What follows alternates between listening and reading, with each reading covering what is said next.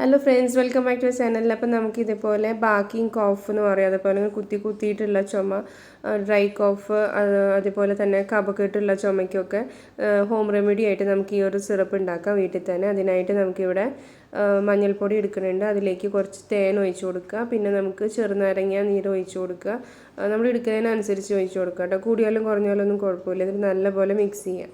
എന്നിട്ട് നമുക്കിത് പലപ്പോഴായിട്ട് കുറേശ്ശെ ഓരോ സ്പൂൺ ഇങ്ങനെ കുടിക്കുകയാണെന്നുണ്ടെങ്കിൽ വെറും വയറ്റിൽ കഴിക്കുകയാണെങ്കിൽ ഏറ്റവും നല്ലത്. നമ്മുടെ ഈ വിട്ടുമാറാത്ത ചുമയൊക്കെ മാറിക്കിട്ടും കേട്ടോ. അപ്പോൾ വീഡിയോ യൂസ്ഫുൾ ആണെങ്കിൽ ചാനൽ ഒന്ന് സബ്സ്ക്രൈബ് ചെയ്യും.